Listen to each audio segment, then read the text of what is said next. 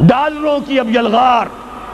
اب یہاں پر امریکی سرمایہ اور ڈالر چاہے مشرق سے آئے چاہے مغرب سے آئے وہ یہودیوں کا اعلی کار ہے. آپ نے اگر $1 نوٹ کا اگر کبھی نقشہ دیکھا ہو، اس کے اوپر جو سگنیا بنا ہوا ہے، جو نشان ہے، وہ کیا ہے؟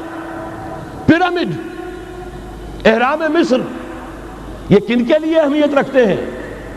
ہزارہا یہودیوں کا خون اور ان کی ہڈیاں ان پیرامڈز کے تلے دبی ہوئی. جب یہ احرام بنائے گئے تھے، یہ یہودی وہاں غلامی کے دور میں تھے، بیگار ان سے لی جا رہی تھی.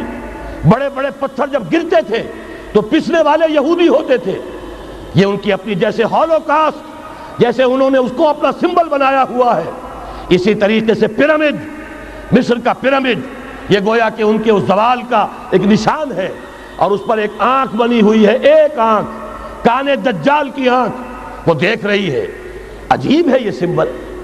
نیچے لکھا ہوا ہے نووس آرڈو سکلورم، اور یہ در حقیقت 1776 جو نیچے لکھا ہوا ہے وہ رومن حروف کے اندر یہ 1776 ہے، جو میں بتا چکا ہوں آرڈر آف الومناٹی وساپ نے قائم کیا تھا. عام دنیا یہ سمجھتی ہے کہ شاید یہ امریکہ کا یوم آزادی ہے، سن آزادی ہے. 1 مئی اس آرڈر آف الومناٹی کی تاسیس 1 مئی کو ہوئی ہے. یہ 1 مئی جو منایا جاتا ہے، دھوکہ یہ دیا گیا ہے کہ یہ شکاگو کے جو مزدور ہیں ان کی یادگار ہے. حقیقت میں یہ 1 مئی اور 1776 آرڈر آف دی الومناٹی کی تاسیس کی تاریخ ہے. ڈالر میرے اس دیش کو ناپاک نہ کرنا. اور میں تو انہیں داد دیتا ہوں، جو کچھ انہوں نے، شاعر کہتے ہیں اس کو جو صاحب شعور ہے، اس صاحب شعور نے جو مشاہدہ کیا ہے کہ ڈالر آئے گا تو کیا آئے گا ہمارے ہاں. میری تو فکر کے اندر رچ بس گیا ہے. پاکستان کے بارے میں جب کہا تھا اے آندھیوں سنبھل کے چلو اس دیار میں، امید کے چراغ جلائے ہوئے ہیں ہم. ہماری امیدوں کے چراغ ہے یہ. اسلام کا گہوارہ بننے والی ملک ہے یہ. اس کو ہم نے قائم کیا تھا اسلام کے لیے. یہ آندھیاں نہ چلیں. اس ملک کو ہم نے اسلام کے چراغ جو ہے ہم نے اس میں روشن کیے ہوئے ہیں. اے آندھیوں سنبھل کے چلو اس دیار میں، امید کے چراغ جلائے ہوئے ہیں ہم. بہرحال یہ تیسرا سیلاب ہے، ننگی سرمایہ داری، جس کی پھر لعنتیں ہوتی ہیں. ایک طرف فقر، ایک طرف احتیاج، ایک طرف بھوک، ایک طرف دولت کے انبار. پہلے بھی ہمارے ہاں فرق کم نہیں ہے، لیکن اب جو ہوگا اگر یہ بات پوری ہو گئی تو وہ ننگی سرمایہ داری. اور سرمایہ داری ہی در حقیقت یہود کا سب سے بڑا ہتھ کنڈا ہے.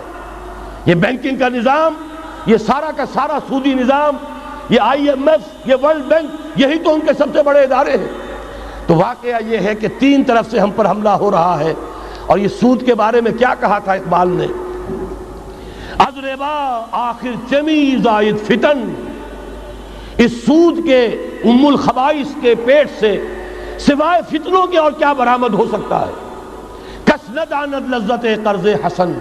کسی کو قرض حسنہ کی لذت یاد نہیں رہی. بغیر سود کے قرض دو. تمہارے پاس فاضل رکھا ہوا ہے، کسی بھائی کو دو کہ وہ اپنی معاشی گاڑی کا پہیہ چلا لے، پھر اصل واپس لے لینا. اگر اتنی ہمت نہیں ہے کہ ان تصدقوا فهو خیر لکم، صدقہ ہی کر دو تو سب سے اچھا ہے. دے ہی ڈالو اپنا فاضل سرمایہ. یسألونک ماذا ينفقون قل العفو، مت رکھو اپنے پاس، یہ گندگی ہے. لیکن اگر بڑے ہی کم ہمت ہو تو کم سے کم قرض حسنہ دو، اپنی اصل رقم واپس لینا. کس نہ دانت لذت قرض حسن. از ربا جاں تیرا دل چو خشت و سنگ. اس لیے کہ سود کے ذریعے سے انسان کے اندر تاریکی پھیل جاتی ہے.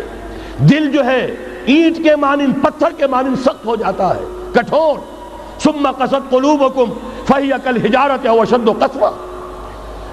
آدمی درندہ بے دندان و چنگ، اور انسان بغیر اس کے کہ بھیڑیوں والے دانت ہوں اور بھیڑیوں والے پنجے ہوں، بھیڑیا بن جاتا ہے.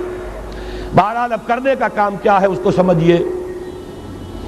اس پوری صورتحال کا میں نے آپ کے سامنے نقشہ پیش کر دیا.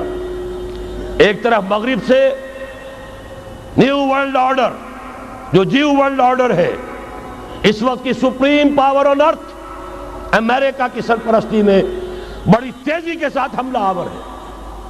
دوسری طرف وَمَكَرُوا وَمَكَرَ اللَّهُ وَاللَّهُ خَيْرُ الْمَاكِرِينَ۔ اللہ کو پامردی مومن پہ بھروسہ، ابلیس کو یورپ کی مشینوں کا سہارا۔